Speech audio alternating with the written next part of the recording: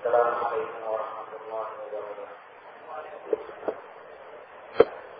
Alhamdulillah, nahmaduhu wa nasta'inuhu wa nastaghfiruh wa natubu ilaih. Wa na'udzu billahi min shururi anfusina wa sayyi'ati a'malina. May yahdihillahu fala mudilla lahu wa may yudlil fala hadiya lahu. Asyhadu an la ilaha illallah wahdahu la syarika lahu وأشهد أن محمدا عبده ورسوله. يا أيها الذين آمنوا اتقوا الله حق تقاته ولا تموتن إلا وأنتم مسلمون.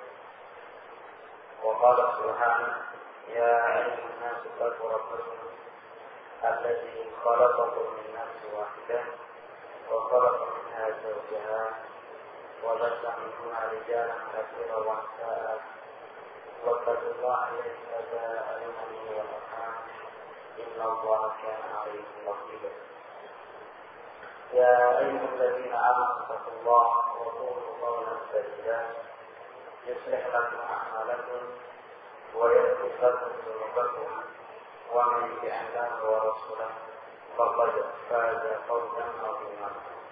أما بعد فإن أصدق الحديث كتاب الله وخير الهدي هدي نبينا محمد صلى الله عليه وعلى آله وسلم وشر الأمور محدثاتها فإن كل محدثة بدعة وكل بدعة ضلالة وكل ضلالة في النار.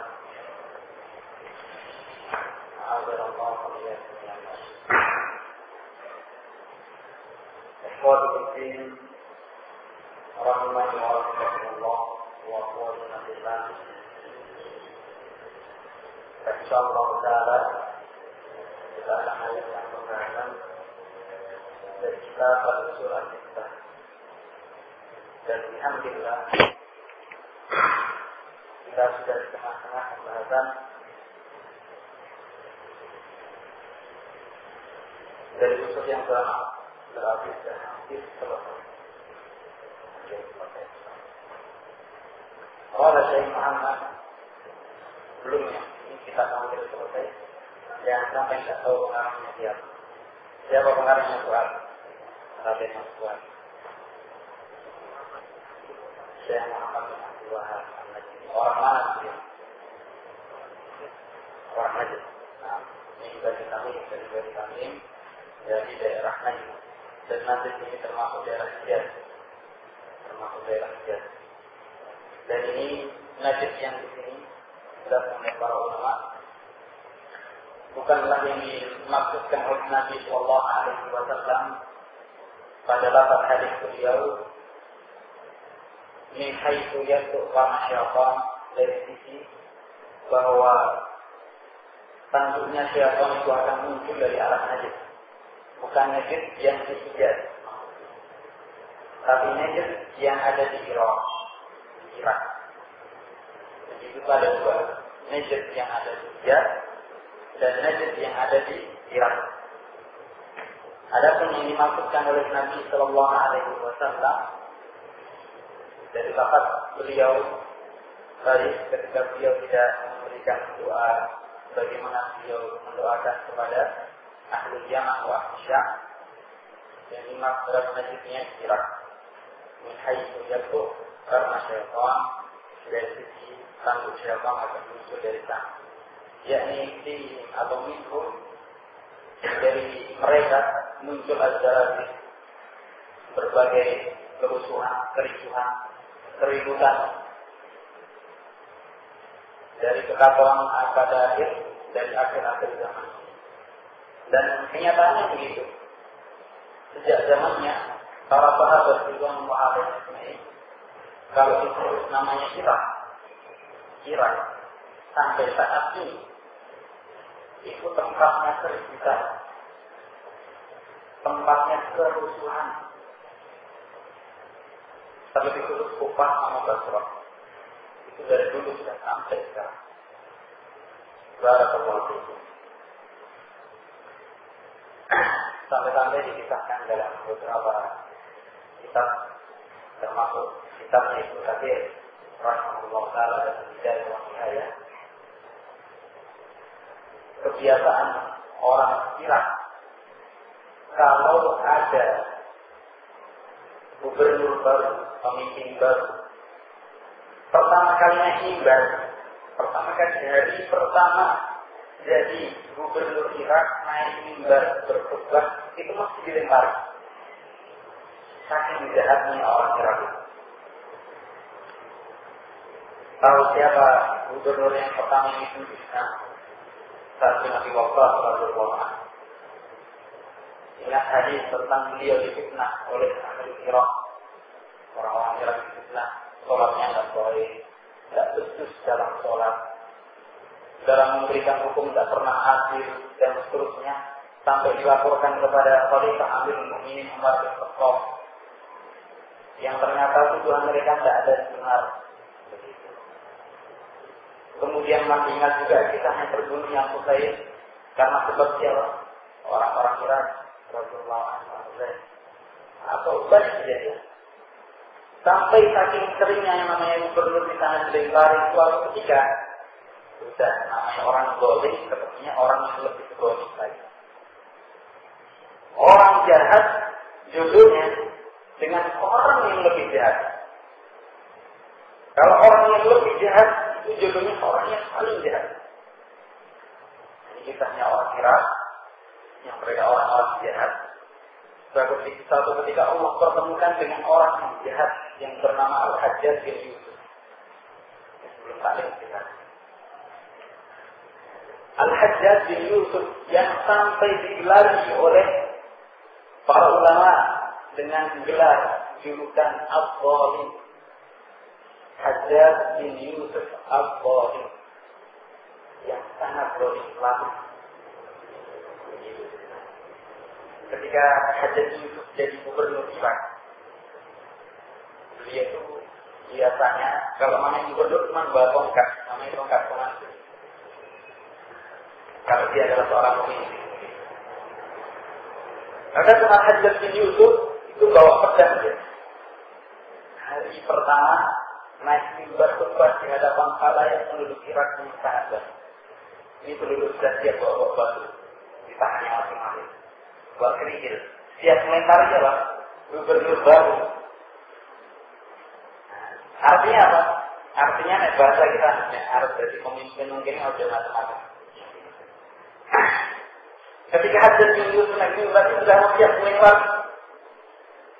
Hajjaj bin Yusuf ini tidak langsung memuji Allah, langsung memaki-maki penduduk Irak. Ini lebih parah ya. Ya ahlal Irak, ini belum bismillah, belum apa. Langsung dimulai, ya ahlal Irak, ya ahlal Susah, ya ahlal Sujar. Dijelek-jelekkan, sejelek-jelek. Wahai orang-orang fasik, orang-orang kita, orang-orang penjahat. Habis dijelek-jelek. Sampai orang yang sudah siap melempar, ini kerikilnya berjatuhan. Dan badan menjadi gemetar. Tidak jadi melempar karena gemetar. Ini fungsinya tadi. Ternyata lebih parah dari kita. Begitu. Sampai jatuh kerikilnya berjatuhan. Setelah itu Hajjaj itu mengatakan, dan qadaru wa ma syafa. Tadi sebelum saya berangkat ke tempat ini, saya lupa membawa tongkatku. Dan sebagai gantinya, aku telah membawa pedang. Pedangnya langsung dikeluarkan, digunakan. Ini pemimpinnya ternyata lebih parah. Sampai-sampai waktu itu Hajjaj bin Yusuf punya hukum. Orang yang masih keluar di malam hari setelah sholat isya, hukumannya adalah penggal. Bayangkan. Salah apa? Orang keluar pada isya itu salahnya apa? Apa salahnya? Apa begitu? Tidak ada begitu kan? Barangkali pada isya dia mau buang hajat keluar. Penting. Tapi waktu itu benar-benar diterapkan. Orang yang berani pada isya keluar malam hari, ini siap kehilangan kepalanya. Sehingga berapa banyak para ulama yang dibunuh oleh Al-Hajjaj bin Yusuf Al-Zalim. Bahkan orang-orang sampai pun takut terbunuh, ikut dibunuh oleh Al-Hajjaj. Katanya jadi jauh sekali. Kembali ke permasalahan. Baik.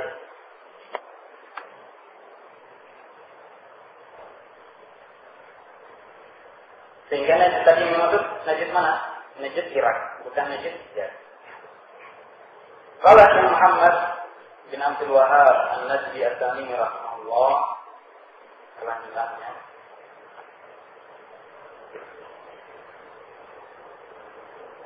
Walakinna aktsarun la ya'lamun. Akan tetapi kebanyakan manusia tidak mengetahuinya. Mengetahui apa ini? Karena sebelumnya sudah kita baca. Baik. Allah Subhanahu wa taala berfirman, "Laqad haqqal qawlu 'ala aktsarihim wa hum la yu'minun." Sungguh telah benar ucapan yang disampaikan kepada kebanyakan mereka, fahum la yu'minun, dan mereka tidak mau mengimaninya, yakni wahyu, risalah yang dibawa oleh Rasul. Inna ja'alna fi a'naqihim aghlalan fahiya ilal awqani fahum muqma'un. Sungguh kami telah jadikan di leher-leher mereka rantai ikatan. Fahiya ilal awqani fahum muqma'un. Dan rantai tersebut sampai di dagu mereka dalam keadaan mereka tersengaja. Itu bentuknya gimana? Rantai di leher sampai di dagu, wajahnya bersengaja. Bentuknya gimana? Jadi bentuknya itu digontor pakai rantai. Kemudian tangannya ini diletakkan di sini. Dengkulnya juga didekat seperti dekat. Karena ini terangkat sehingga wajahnya tersengaja. Tangannya. Baik. Kemudian dibelenggu. Maksudnya apa? Karena kerasnya hati mereka, sehingga mereka tidak bisa mengambil manfaat, tidak bisa mengambil petunjuk, tidak bisa mengambil kebenaran. Waja'alna min baini aydihim sadda wa min khalfihim sadda, dan kami jadikan keadaannya sudah seperti itu, para tersiksa, ditambah lagi, dan kami jadikan di depan mereka itu hijab, pemilih. Hijabnya bukan dari kayu, suatu yang keras karena sadda. Wa min khalfihim sadda, dan di belakang mereka juga ada hijabnya, sehingga benar-benar terkurung, sudah dirantai sampai kepalanya nggak bisa nengok-nengok, ditambah lagi di depannya, di belakangnya dijepit dengan sarung. Fa'shaynahum fahum la yusirun, maka kami jadikan sampai mereka tidak sadar. Fahum la yusirun, dan mereka tidak bisa melihat karena beratnya siksaan tersebut. Wa sawa'un 'alaihim a'anzartahum am lam tunzirhum la yu'minun. Dan sama saja engkau berikan peringatan kepada mereka ataukah tidak engkau beri peringatan, mereka tidak akan beriman. Karena keadaannya sudah seperti itu. Sudah tidak bisa lagi menerima kebaikan. Sudah seperti batu hatinya, sudah keras. Barakallahu fiikum. Innama tunziru man ittaba'a dzikra wa khashiya ar-rahmana bil ghaib. Engkau hanyalah bisa memberikan peringatan kepada orang yang mengikuti az-zikr, mengikuti wahyu. Orang yang tunduk kepada syariat, wa khashiya ar-rahman bil ghaib. Dan dia takut kepada Allah Subhanahu dengan sebab mengerti, mengimani perkara gaib. Orang-orang yang takut kepada Allah Subhanahu wa ta'ala dengan sebab mengimani perkara yang gaib. Fabashirhu bi maghfiratin wa ajrin karim. maka berikanlah kabar gembira kepadanya dengan ampunan dan pahala yang amat mulia. Berarti di sini ada dua jenis orang. Orang yang hatinya kaku, yang tidak bisa menerima petunjuk. Dan jenis yang kedua adalah orang yang barakallahu fikum, takut kepada Allah Subhanahu, dan dia juga tunduk kepada aturannya, sehingga Allah Subhanahu memberikan pahala yang besar untuknya. Ini kira-kira ayat ini, kira-kira sesuai dengan paham.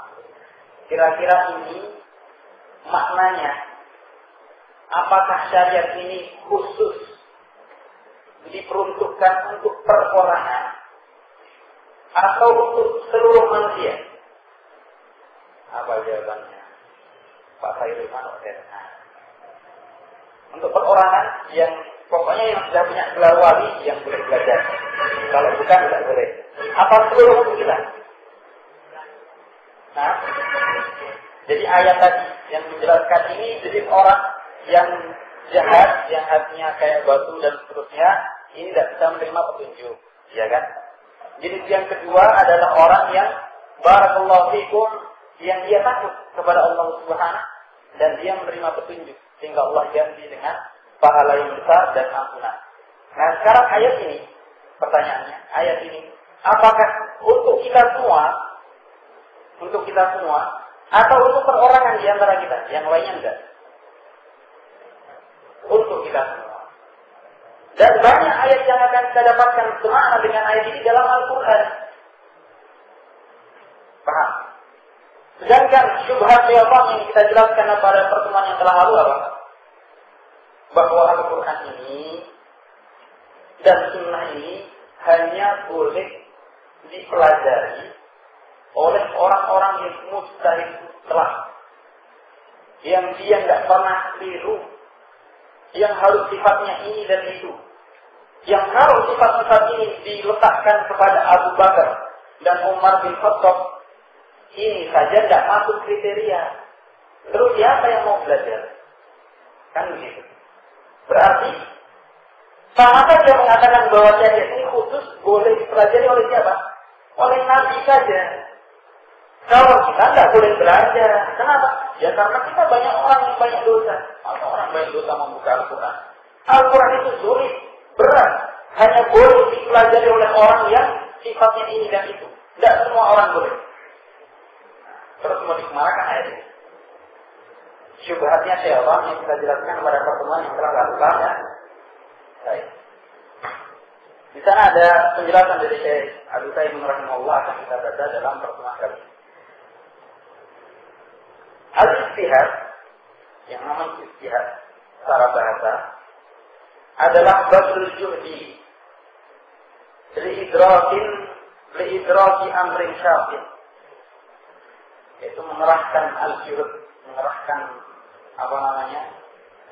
daya dan upaya untuk bisa memahami perkara yang sulit secara bahasa.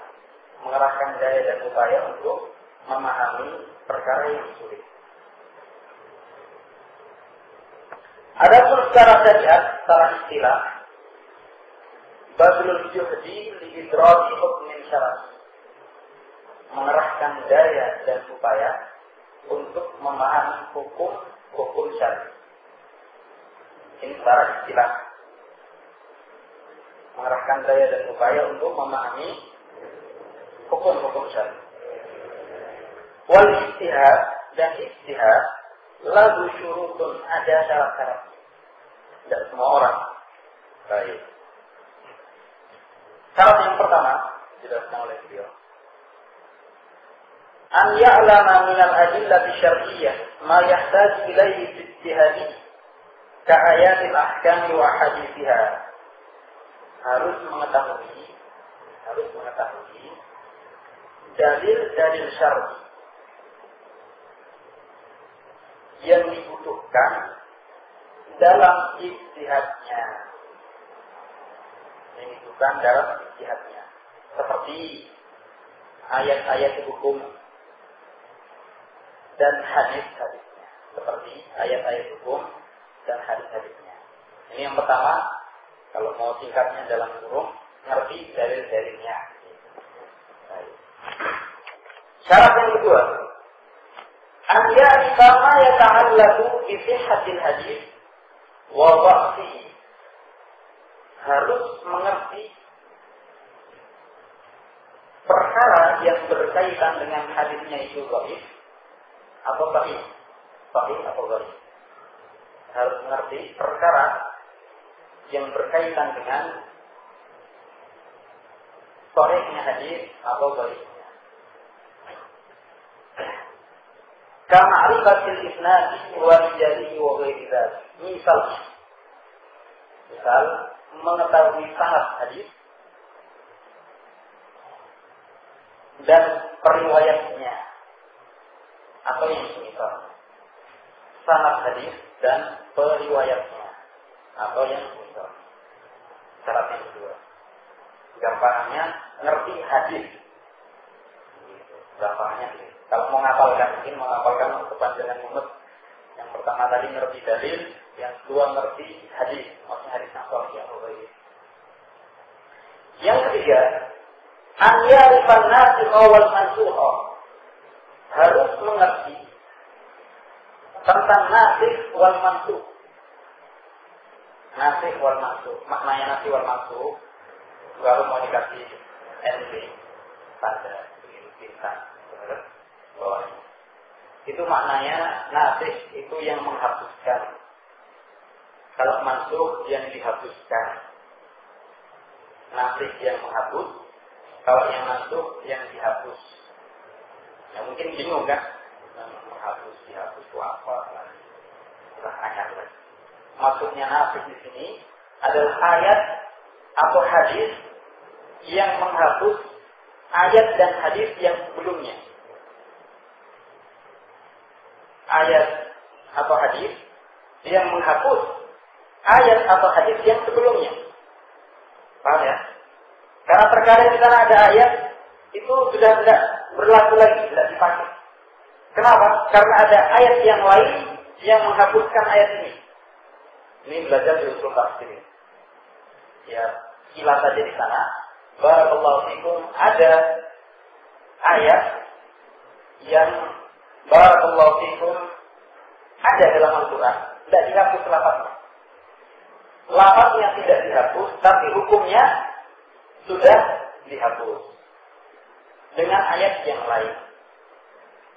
Terkadang ada ayat yang dihapus lafaznya, tidak ada dalam Al-Quran, tapi maknanya belum dihapus. Tapi jangan tanya contohnya, soalnya saya lupa. Itu ada dalam pelajaran usul tafsir. Kalau ingin tadi cuma gambar. Kita kembali ke syarat yang ketiga. Dia mengetahui nasikh wal mansukh, wa mawaqi al-ijma' dan tempat-tempat ijma', perkara-perkara yang telah disepakati oleh para ulama. Nasikh wal mansukh sampai ijma'. Hatta la yahkuma bimansukhin, sehingga dia tidak berhukum dengan sesuatu yang mansukh, yang sudah dihapuskan, sudah mantap-mantap. Ini jelas dalilnya. Ternyata dalilnya apa? Mansukh, sudah dihapuskan. Oh, jawabannya ini sudah mansukh, Pak. Tidak dipakai lagi. Au mukhalif lil ijma', atau menyelisih ijma'. Karena ada ijma' ulama begini, dia bikin pendapat baru. Tidak, yang benar seperti ini. Ternyata jawabannya apa? Dibantah, oh ini menyelisih ijma'. Tidak ada seorang ulama pun yang pendapatnya seperti Anda. Ini pendapat nyeleneh. Ini bikin tempalan baru yang seperti ini. Itu syarat yang ketiga, paham ya? Ada yang belum paham? Angkat tangan. Angkat tangannya satu aja lagi yang belum. Yang keempat, syarat yang keempat, an ya'rifa minal adillati ma yahtalifu bihi al-hukmu. Dia mengerti dalil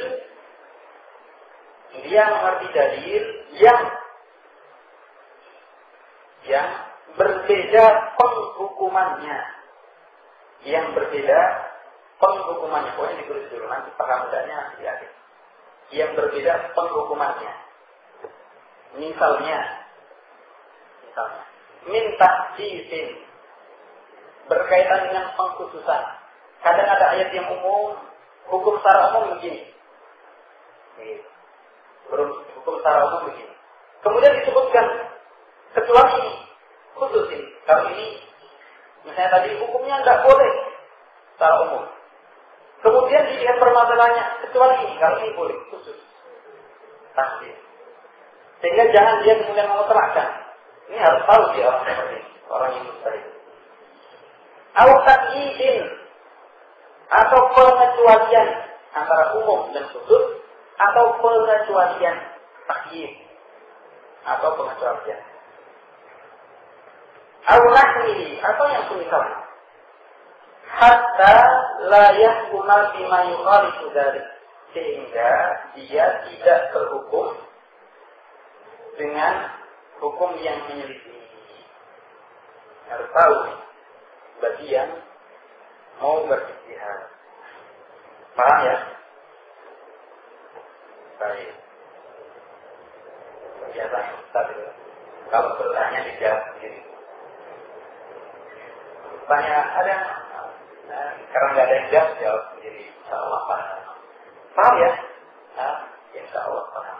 Jawab sendiri. Karena nggak ada yang jawab sendiri aja. Yang kelima, syarat yang kelima, anda minal lughati wa usulil fiqh, harus mengerti bahasa. Jangan terjemahkan yang ngawur. Nanti kaki diterjemahkan tangan, kan repot. Harus mengerti bahasa. Wa usulil fiqh, dan usul landasan ilmu fikih. Ma yata'allaqu bi ilalatil alfaz, yang berkaitan dengan pendalilan lafaz. Terkadang kita itu membahas suatu perkara, ini berbeda karena memahami lafaznya beda. Baik, memahami lafaznya berbeda. Terkadang begitu. Kal-'am wal khas, seperti umum dan yang khusus. Wal mutlaq wal muqayyad, yang mutlak dan yang dikecualikan. Wal mujmal wal mubayyan, kemudian antara yang global dan yang rinci. Terkadang berbeda. Bukan terkadang, sering sekali. Wa nahwi dzalik, atau yang semisal, liyahkuma bima taqtadihi tilka dilalat, sehingga dia berukur dengan pendalilan yang benar. Ini rada gampang ya. Jangan sampai kemudian kita melihat satu hadis, belum baca satu hadis. Misalnya deh. Misalnya dia baca hadis bahwa Nabi Sallallahu Alaihi Wasallam membenci bekas hijab. Di antara pekerjaan yang tidak disenangi adalah bekas.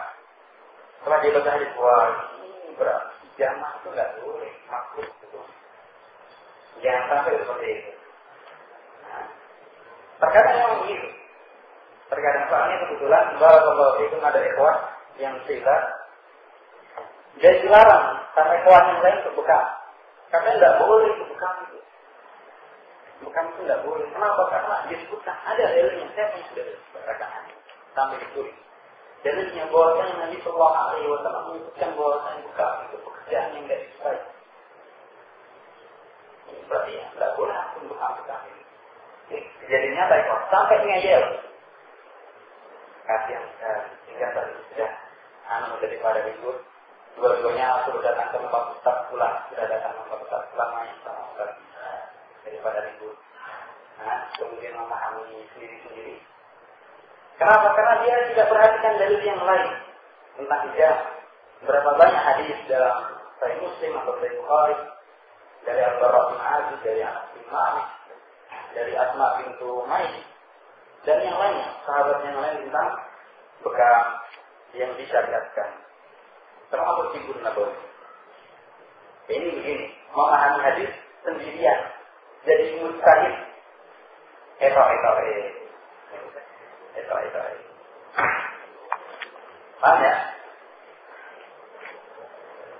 Syarat yang ke-6, an yakuna indahu qudratun. Dia harus punya kemampuan. Dia tamakkanu biha min istinbatil ahkam. Yang dia sudah mapan, dia punya kemampuan. Yang dia sudah mapan dalam pengambilan dalil. Atau pengambilan hukum dari dalil. Seperti itu. Pengambilan hukum dari dalil. Terkadang ada satu dalil diartikan tak benar. Hadisnya benar, sahih, tapi bukan pada tempatnya.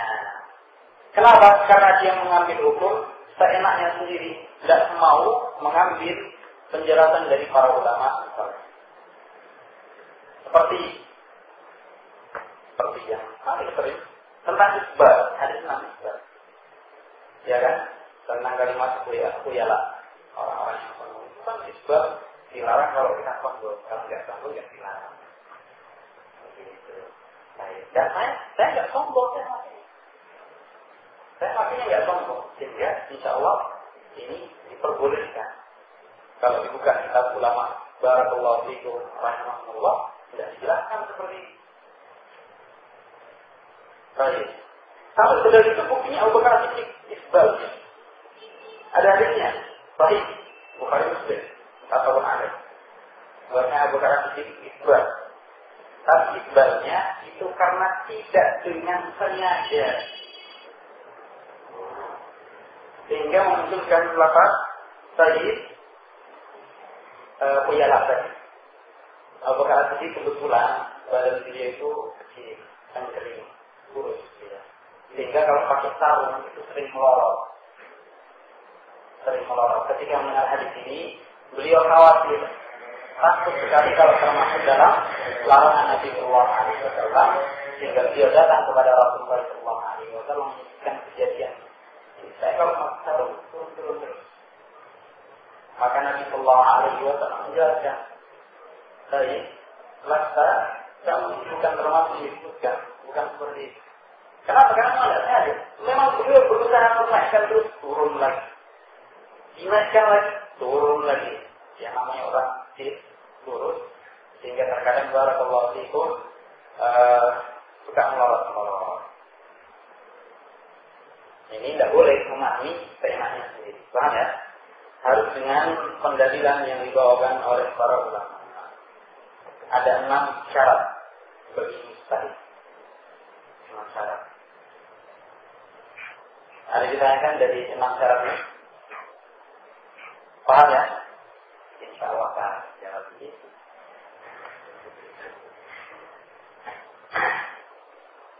Kemudian barakallahu fikum. Nanti kalau ada yang ketinggalan bisa dengarkan rekaman. Ada rekaman. Yang rekaman. Ini bedanya kita sama ulama tempo dulu ya, kok. Bahkan ulama sekarang bedanya kita sama para ulama. Kalau kita itu mengandalkan nyawa, SD 3 atau SD 4, yang ada SD 5. Bahkan barangkali sekarang ada SD 7 karena barangkali kita tidak terlalu. Sehingga awal yang diandalkan menekam jadi andal. Sehingga yang pintar itu rekaman. Para ulama rahimahumullah, mereka hafalannya itu seperti rekaman, tidak keliru-keliru. Saya tidak perlu dibolak-balik, tidak perlu dicicil sana di sini, langsung mengalir. Saya rahimahumullah, dengan sebab mereka kemudian ilmu sampai kepada kita. Bayangkan Imam Ahmad, beliau menghafalkan 1 juta hadis, 1 juta hadis, bukan 1 juta rupiah, satu juta hadis dengan sanadnya, dengan nama-nama orangnya, yang tidak kebalik-balik. Kan kita terkadang dari bulan jangan dari bulan. Bingung dia.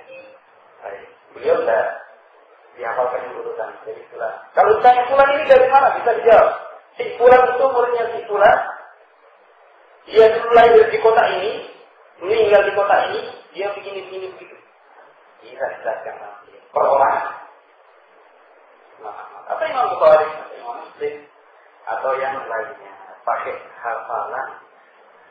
Kita bukan apa-apa. Allah selanjutnya. Wal ijtihad dan ijtihad. Saya lupa kalau punya minuman. Untuk tidak punya kan.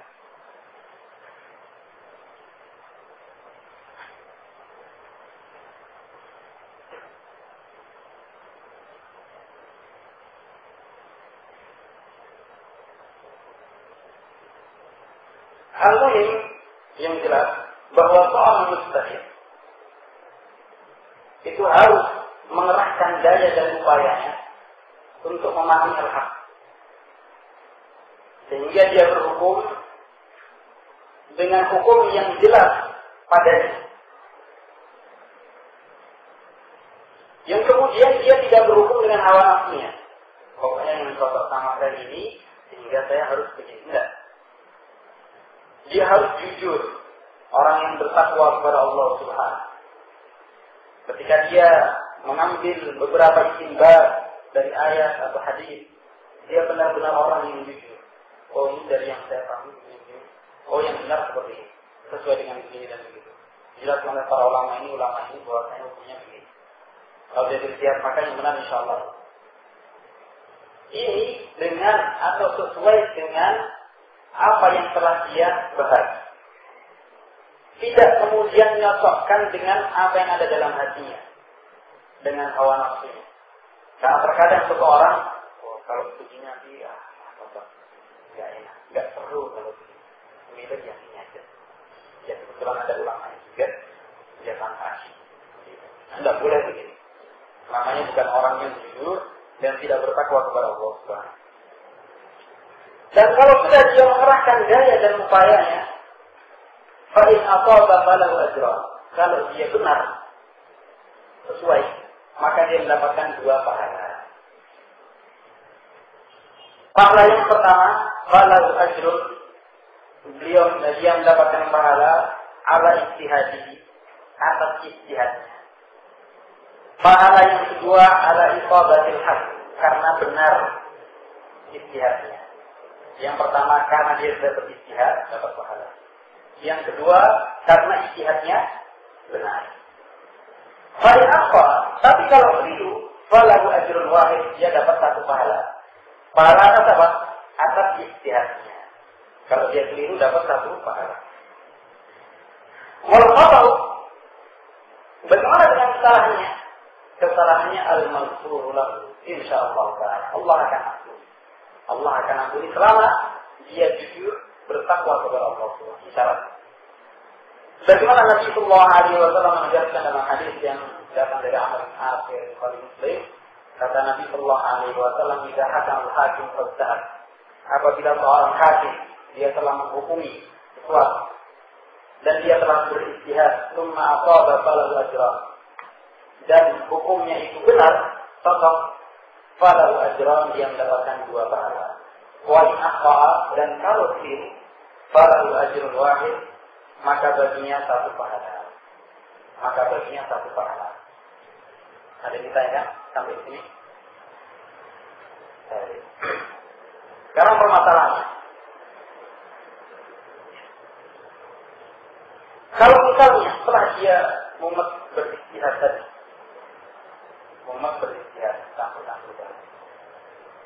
kemudian dia tidak mendapatkan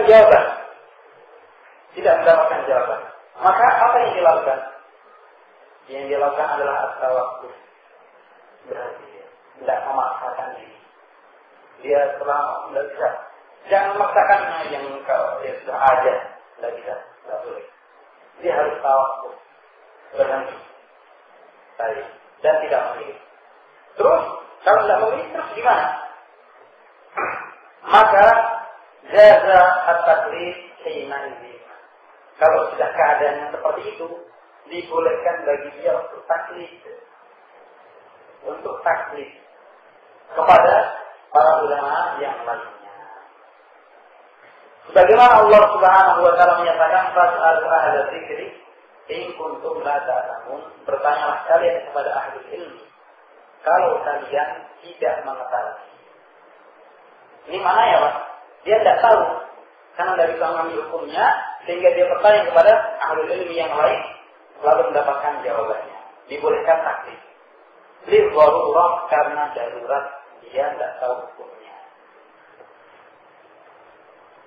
Oleh karenanya Syekhul Islam Ibnu Taimiyah rahimahullah menyatakan inna taklida di manzilati aklil maitah. Sesungguhnya taklid itu seperti orang yang makan bangkai. Fa idza istata'a an yastakhrija dalila bi nafsihi fala yahilla lahu taklid. Kalau dia mampu mengeluarkan dalil, mengeluarkan hukum dari dalil, maka tidak boleh baginya taklid. Taklid itu seperti makan bangkai. Kalau dia mampu berdalil, artinya seorang mustahil dengan salah-salah tadi, maka tidak boleh taklid. Maknanya seperti makan bangkai, Pak. Jadi orang yang tidak ada makanan lain, bingung mau tidak makan mati, terus mau makan adanya bangkai. Bangkai ini yang bayangkan yang busuk ya, yang bayangkan yang busuk. Kenapa? Karena al-maitah dalam bahasa Arab yang kullu bersiap dari sembelihan yang tidak dihalalkan untuk kita, atau hewan yang mati tanpa penyembelihan yang syar'i. Misalnya ya ada seekor anjing disembelih dengan baca bismillah. Bismillah, Allahu Akbar, sembelih. Mati dia. Sembelih. Apa ini halal? Enggak haram. Terus dihukumi apa? Dihukumi maitah. Dihukumi bangkai, paham ya? Baik. Meskipun mau disembelih dengan nama Allah 100 kali, tetap kalau sudah mati dihukumi bangkai maitah. Demikian pula binatang yang halal, tapi tidak disembelih dengan cara yang syar'i. Meskipun baru mati, ada ayam lari, ditabrak tenggel sama obat, mati dia. Baru mati masih hangat dagingnya. Kalau dipegang itu masih hangat, maka halal dan haram. Terus dihukumi apa? Maitah, dihukumi bangkai. Dihukumi bangkai dan tidak boleh dimakan. Barakallahu fiikum. Nah sekarang tidak ada makanan lain. Kebetulan lewat gurun pasir, saya jalan kaki, tidak naik onta. Kalau naik onta ada onta yang bisa dimakan. Jalan kaki. Kalau tidak ada makanan bekal habis, tidak lama ada anjing lewat, lumayan. Kemudian dia makan. Boleh tidak? Boleh tidak? Boleh. Ada ayatnya kan? Siapa yang hafal ayatnya? Saya. Hah? Siapa hafal ayatnya? Depannya, kalau depannya saya lupa dari depan. Alhamdulillah, karena darurat itu diperbolehkan. Tapi kalau ada yang halal, boleh tidak? Tidak boleh, haram. Demikian pula taklid. Taklid itu tidak boleh kecuali memang karena terpaksa dia dari mengambil hukum. Ya kayak kita ini. Kita ini misalnya cuma ikut kepada para ulama atas ahli zikir untuk data. Kita mau nyari hukum sendiri malah keliru-keliru.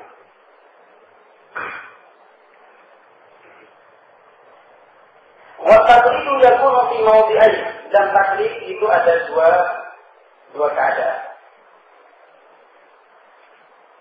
Al-awwal, keadaan yang pertama, ayyakuna al-muqallidu 'amiyan la yastati'u ma'rifat al-hukmi bi nafsihi. Orang yang taklid adalah orang yang ami, orang yang tidak tahu apa-apa, yang tidak bisa mengeluarkan hukum sendiri, Fa faradahu taklid, maka wajib baginya taklid. Taklidnya tentunya kepada para ulama al-mustaqim, ulama yang jelas.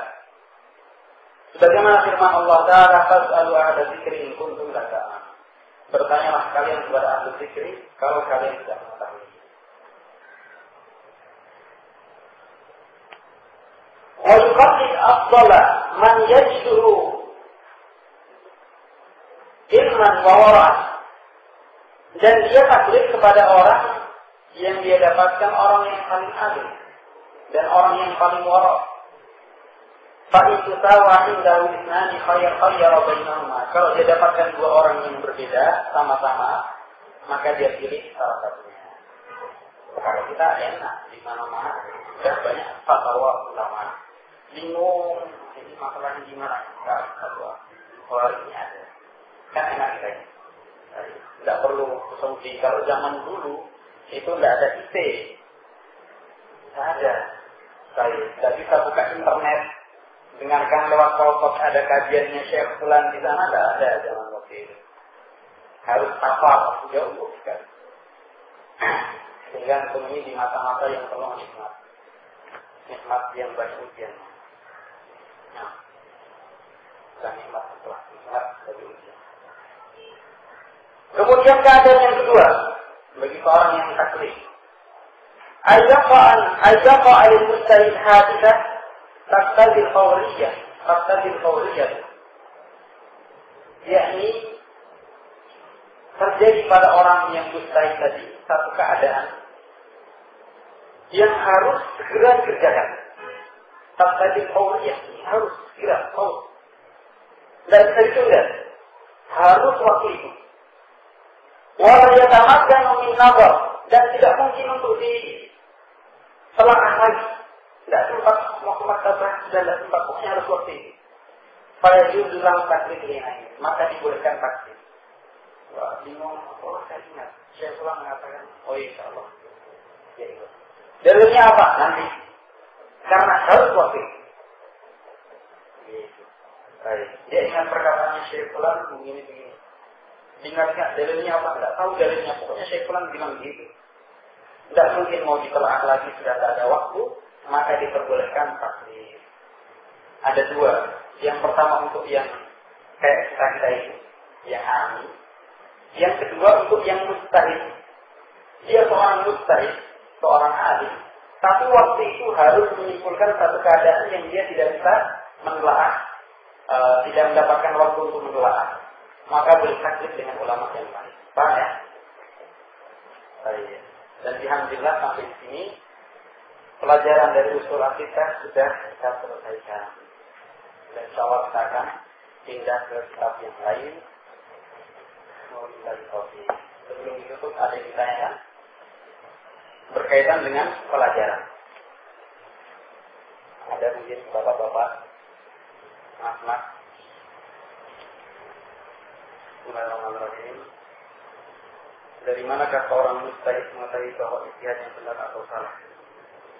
Ya, kalau dia tahu salah yang berijtihad,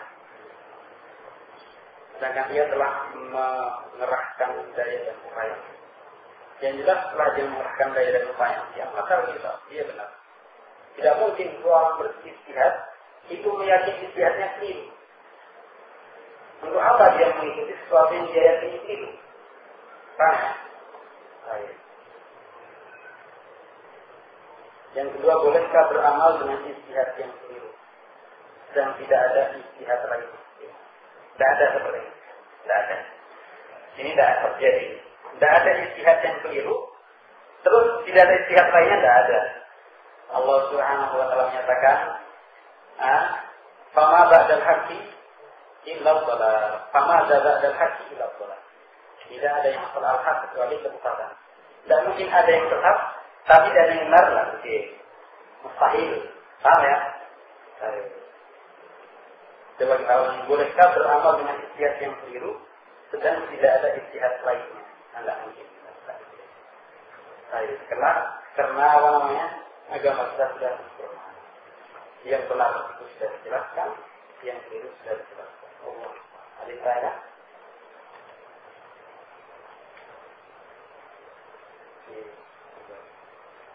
Saya waktu mendengar perdebatan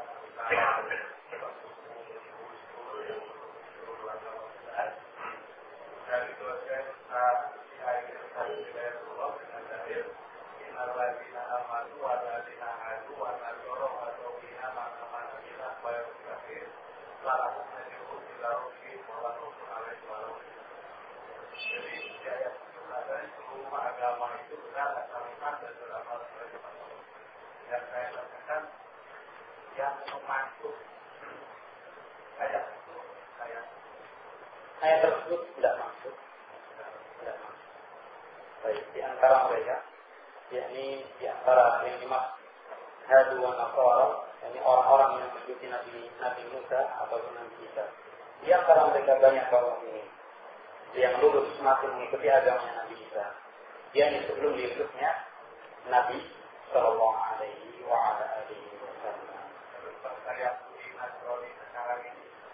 Sebagaimana Nabi Sallallahu Alaihi Wasallam menyatakan, baik. Laukana Musa hayyan ma wasahu illa tibai. Seandainya Musa itu hidup, maka tidak diperbolehkan baginya kecuali harus mengikuti saya. Artinya Musa saja seandainya hidup, itu wajib beriman kepada Nabi Muhammad sallallahu alaihi wasallam. Ada pun bagi yang tidak beriman kepada Nabi, meskipun katakanlah seorang Yahudi atau seorang Nasara, dia mengamalkan dengan amalannya mereka, persis seperti diamalkan ajaran Nabi Musa atau ajaran Nabi Isa, misalnya aja, masih murni mentauhidkan Allah dan seterusnya, tapi tidak beriman kepada Nabi hidupnya, Pak, tetap dihukumi kafir. Jadi itu di masa lampau. Di antara mereka banyak kok. Wallahu a'lam. Sambung. Di sini ada pertanyaan. Yang nabrak ayam tadi Ustaz. Bagaimana jika disebutnya sebelum nabrak ayam bilang dulu Bismillahirrahmanirrahim. Ini pertanyaan orang yang jujur. Baik, jazakallahu khairan. Sebelum nabrak Bismillah. Baik. Tetap dibilang bangkai, tetap dikatakan bangkai. Kenapa? Karena dia tidak dengan cara yang beli, tapi dengan cara nabrak. Kecuali dia turun dulu,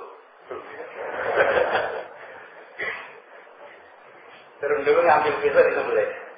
Itu namanya maling ayam.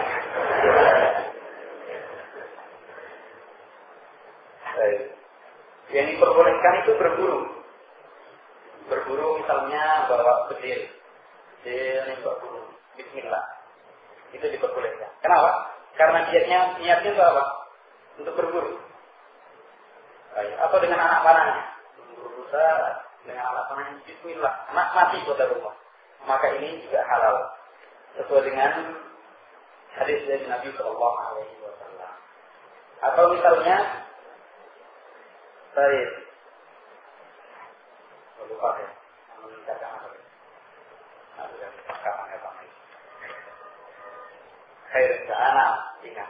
Atau misalnya memakai anjing pemburu.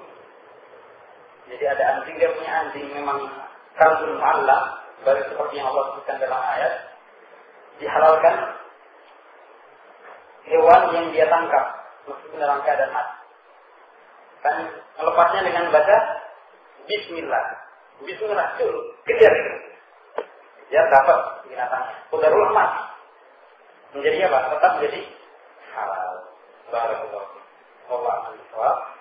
Subhanallahi wa bihamdihi asyhadu an la ilaha illa anta astaghfiruka wa atubu ilaik. Wassalamu alaikum warahmatullahi wabarakatuh.